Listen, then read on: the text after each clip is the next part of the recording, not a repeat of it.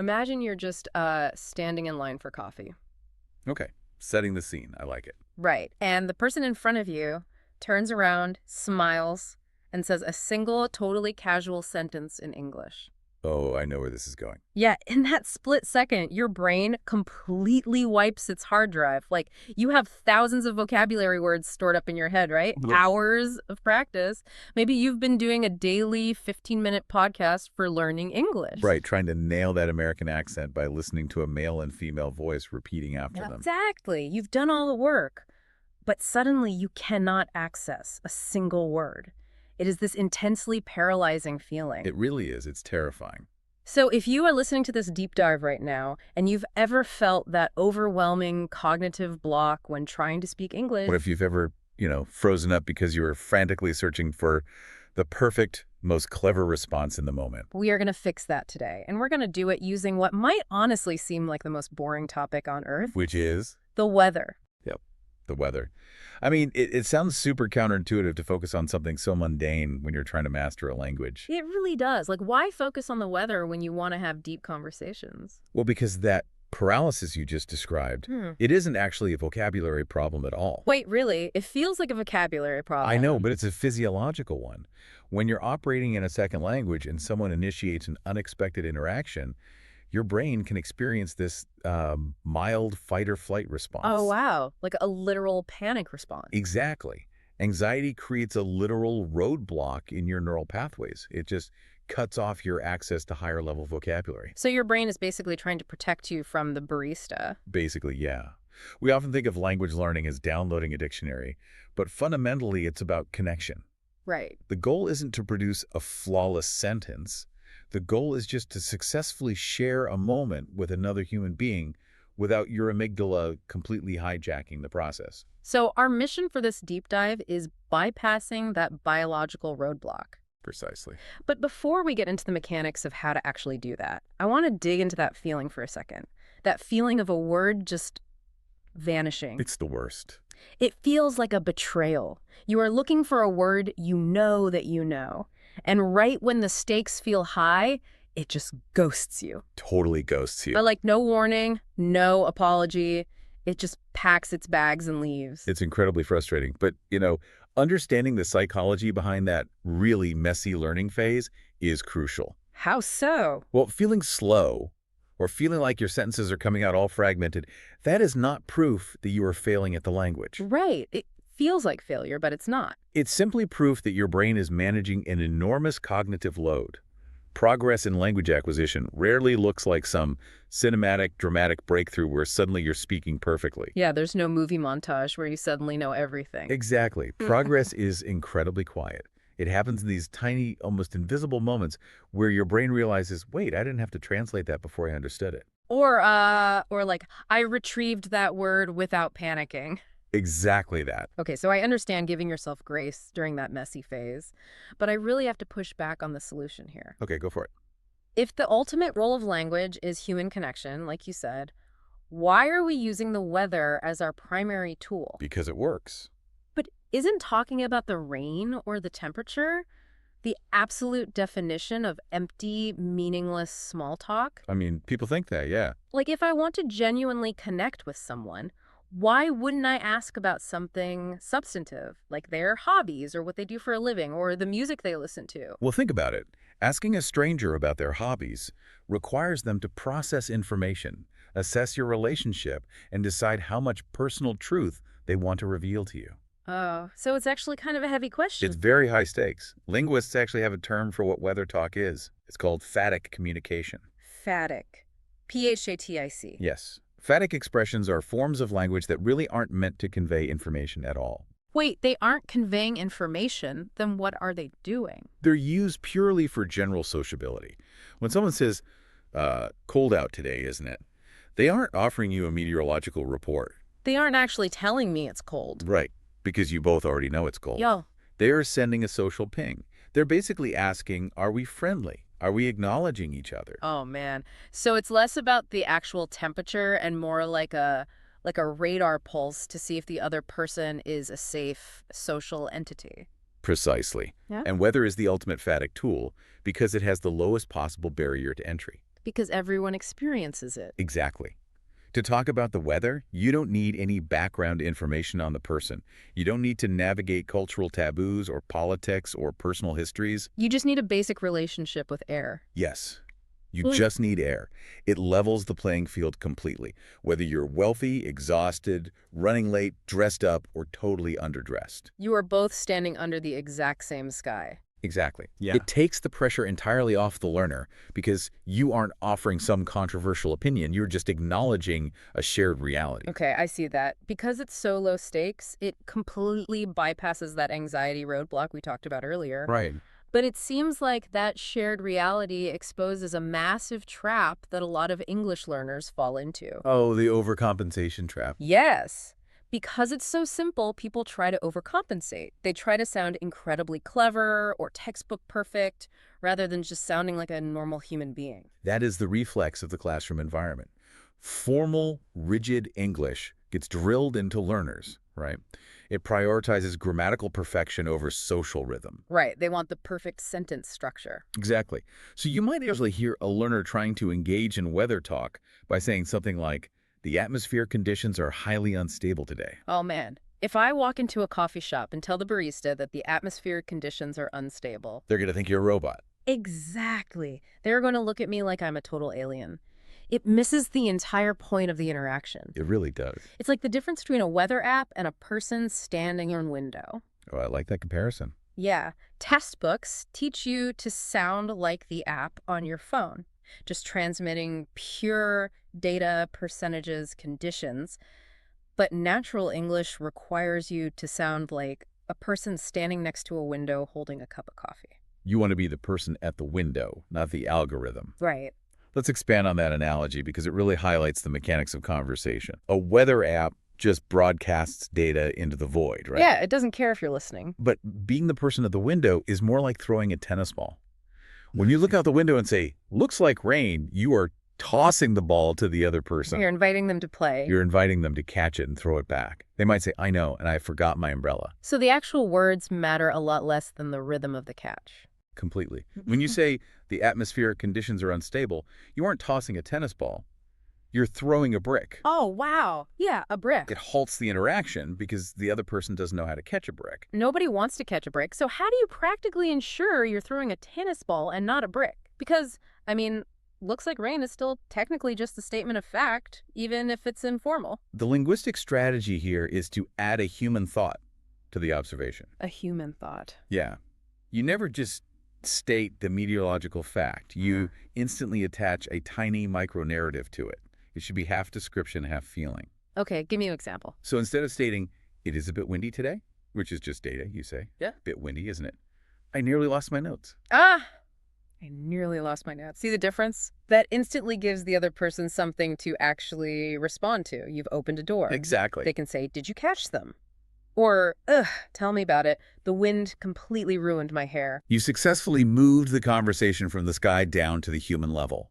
And what's really vital here is that once you stop trying to be a perfect dictionary and start sounding human, weather talk effortlessly transforms into mood and personality talk. Because the weather isn't just an external event. Right. It directly impacts our cognitive and emotional state. Oh, absolutely. It gets into your body way before it gets into your words. Like if I wake up, open the blinds, and there is this bright, piercing blue sky, I physically feel less heavy. Yes. Before my brain has even processed a single thought about my schedule for the day, my body has already reacted to the light. The physical environment is inextricably linked to our psychology. A bright sky signaling an easier start to the day is a universal human experience. Light literally changes how we perceive the weight of our tasks. It does, but it goes deeper than just sunshine makes us happy. We actually develop intense psychological profiling based on the weather we prefer. Psychological profiling. Yeah, because the weather we love mirrors the emotional atmosphere we prefer to live our lives in. Let's break that down, because the specific personality types tied to weather are fascinating. They really are. You have your summer people and your autumn people. Like the summer people are the ones who arrive at a social event completely ready to glow, live, and move. Very outward energy. Yeah, this vibrant outward expansion. And then you have the autumn people who arrive with the distinct energy of, please pass me a coat and a meaningful thought. That is so accurate. And the contrast is striking because it represents two entirely different psychological needs. Summer people crave expansion and extroversion. Because the heat kind of forces you outward. Right, but autumn people crave a quiet, introspective, slightly guarded energy. As the temperature drops, we physically pull our clothes tighter, and psychologically we do the exact same thing. We draw inward. And then there are the winter people Oh, the winter people. who operate on a whole different level of boundary setting. They have what you might call very serious T energy. Serious T energy. I love that. Yeah. Well, winter weather is inherently hostile, right? Which means winter people thrive on the concept of shelter. They want strict boundaries. Strict boundaries, coziness, reflection. The weather gives them total permission to just say no to the outside world. That makes so much sense. But beyond these broad personality types, weather acts as a social glue because of its sheer unpredictability. The elements basically become antagonistic characters in our daily lives. They create these tiny, universal dramas. The drama of the wind is the absolute perfect example. Oh, wind is the worst. Wind is arguably the rudest weather element. Without a doubt. You look out the window, the sun is shining, everything looks totally fine. You step outside, and instantly the wind is destroying your dignity. It really is. It's making executive decisions for your hair, your outfit, your bag. It strips away all our control. Think about that highly specific imagery of an umbrella getting caught in a sudden gust of wind. Oh, no. It flips inside out and turns into this broken flower of disappointment. A broken flower of disappointment. I mean, that is just... Tragic. It's totally tragic. It really is. It's such a hilarious, tragic image, and it's a total trauma bond. If you see someone wrestling with an inside-out umbrella on a street corner, you instantly understand their specific flavor of defeat. Oh, absolutely. And that shared defeat is exactly why this topic is so powerful for language learners. How so? When you complain about your broken umbrella or, the tragedy of leaving the house carrying sunglasses, a heavy jacket, and an umbrella. Getting dressed once and regretting it 3 times. Yes. See. When you talk about that, you are tapping into a universal frustration. You are participating in a shared human comedy. Minor adversity bonds people faster than almost anything else. Okay, so we've established why weather is the perfect phatic tool, how it bypasses anxiety, and how it connects us through shared mood and minor trauma. Right. But I want to talk about the actual mechanics of the English words we use to navigate this, because I know a lot of learners struggle with the nuances. They do. It can be tricky. So instead of just listing dictionary definitions, let's explore how these words actually function in conversation. Do it. For instance, I've always noticed people struggle with the difference between saying it's hot versus saying it's muggy. Oh, yes. What is the actual, linguistic and social difference there? It really comes down to phonetics. Yeah. And pragmatics, too. Think about the word hot. Hot is just a temperature reading. Oh, yeah. Just a number on a thermometer. Exactly. But muggy. Muggy carries actual emotional weight. Just listen to the phonetics of the word itself. Muggy. Yeah, it has that heavy M sound. Right, the heavy M and then that thick, almost sluggish G in the middle. The word literally sounds like the feeling it describes. It sounds thick and slow. Exactly. Phonetically, it mimics the physical sensation. Muggy means the air is warm, humid, and sticky. So that's the physical side. Right, but pragmatically. When you use the word muggy, you are communicating exhaustion. You are telling the other person, I feel like I've lived a full day and it's only 9:00 a.m. You use muggy to excuse yourself for being slow or irritable. That makes total sense. Contrast that with a word like brisk. Brisk sounds completely different in the mouth. Right, brisk relies on sharp, quick, consonant sounds. The BR at the start and the hard K at the end. Brisk. It physically forces your mouth to move quickly. Exactly. Pragmatically, brisk is cool and fresh, but in an energizing way. It doesn't hurt your face like freezing wind, but it wakes up your nervous system. So what are you signaling socially when you say it's brisk? Using the word brisk signals that you are feeling emotionally organized. You are ready to tackle the day. I love that. Emotionally organized. Yeah. What about a term like overcast? Because that feels like a mood signaler more than anything else. Oh, overcast is a fascinating sociological tool. Strictly speaking, it just means a sky fully covered with a solid, gentle layer of gray clouds. Just a gray sky. Right. But socially, you don't use overcast to complain about a storm. You use it to establish a low-energy boundary. It mutes the world. So it's not a negative thing, necessarily. No, not at all. When you mention how overcast it is, you are often signaling to the other person, I am in a calm, quiet, maybe slightly introverted mood today. It's the autumn person's favorite word. Exactly. Let's shift to idioms because English is heavily reliant on weather idioms to navigate social boundaries. Oh, we love a weather idiom. Under the weather is probably the most common one. How does that function sociologically? Under the weather is an absolute masterpiece of social politeness. It means you are feeling slightly ill or just generally off. But its true power is as a privacy shield. A privacy shield. Yeah. In many English-speaking cultures, oversharing medical details is considered a massive violation of social norms. You definitely don't walk into the office and announce, "Hi everyone, my immune system is currently failing due to a gastrointestinal issue." Right. That creates immediate, intense social discomfort. Saying I'm feeling a bit under the weather is a socially acceptable, gentle way to establish a boundary. It gets the point across without being gross. Exactly. Yeah. It communicates that you are not operating at 100%, which lowers people's expectations of you for the day. But it does so without forcing them to picture your symptoms. It's a very honest defense mechanism. That's a great way to view it, a polite defense mechanism. What about a phrase like "come rain or shine"? So this idiom is used to project absolute reliability.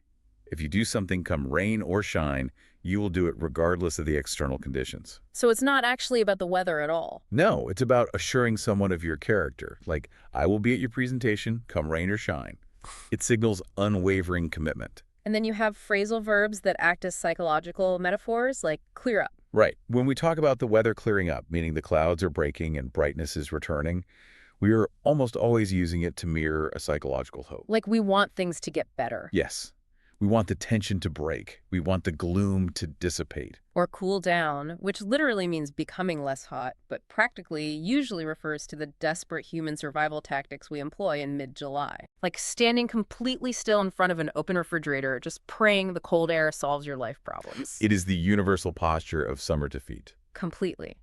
So we've dissected the phonetics, the social boundaries, and the phatic nature of these phrases. But if I'm a learner, Okay. and I'm stepping out my front door tomorrow, what is the single ultimate mechanical trick I can use to sound completely natural? What bridges the gap between knowing these words and actually throwing that conversational tennis ball? Okay, the ultimate tool isn't a massive, complex weather idiom. It's not. No. The secret lies in the strategic use of simple, lived-in filler words. Words like honestly, kind of, finally, or a bit. How do those regulate the pressure of the sentence? Let's look at the mechanics. Yeah. If you walk outside, look at someone, and say, it is muggy, the sentence has absolutely no rhythm. It is muggy. Yeah, it's very robotic. It's a sharp declarative statement. It sounds like you are reciting an answer for an oral exam. But if you walk outside, wipe your forehead, and say, honestly, it's kind of muggy today, you completely change the pressure of the interaction. It softens the edges of the sentence. It creates an acoustic buffer.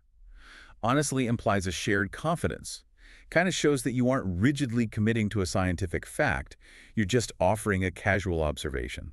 So it takes away the perfectionism. Exactly. Adding those tiny filler words gives the English a lived-in rhythm. It removes the pressure of performing perfectly and replaces it with authentic participation. Honestly, it's kind of muggy. You can physically feel the difference in how that rolls off the tongue. It's so much more forgiving. And it gives your brain a fraction of a second to catch up, too. Those filler words are cognitive resting places while you retrieve the main vocabulary word. That is brilliant. Cognitive resting places. Yeah. So what does this all mean for you, listening right now, trying to navigate this language? Let's trace the through line of what we've unpacked today. Let's do a recap. First, remember that the cognitive block is biological, not a personal failure. Progress in language is quiet, so give yourself the grace to be messy. Absolutely. Second, your goal isn't to sound clever or to act like a weather app. Your goal is to sound normal. Throw the conversational tennis ball by adding a human thought or a micro-narrative to your observation. And finally, use weather as your low-stakes practice ground. Use those filler words to give your sentences rhythm and completely bypass that anxiety. And if we step back and look at the broader implications of why humans do this, it reveals something quite profound, doesn't it? It really does. We use weather for phatic communion, yes. We use it to test social boundaries and share minor comedies about broken umbrellas. But ultimately, weather wraps itself around our memory. It provides the sensory context for the moments of our lives. It's the backdrop to everything. A bright, freezing morning doesn't just represent a drop in barometric pressure. For a lot of people, the sharp intake of that cold air represents early starts, ambition, new beginnings. Wow. And a dark, rainy afternoon isn't just precipitation. It represents safety, the comfort of being indoors, maybe even a very specific childhood feeling of being protected. We map our emotional lives onto the sky. We absolutely do. Which leads me to a final thought I want to leave you with, something to chew on after this deep dive wraps up. Yep. What is it? Take a second and think about one of your most vivid childhood memories. Picture the scene in your head right now. Got it. Do you remember the exact, precise words people were saying in that memory? Probably not. The dialogue usually fades. That's true. But I bet you remember the temperature of the air on your skin. I bet you remember the exact way the light was hitting the room, or whether the sky outside that window was a solid, overcast gray or a piercing blue. You always remember the light. Exactly. We obsess over talking about the weather across every culture and every language because it isn't actually empty small talk at all. Not even a little bit. The weather is the soundtrack to our entire lives. That is a deeply resonant way to frame it. I love that. Keep practicing, keep throwing the tennis ball, and keep sounding human. We will catch you on the next deep dive.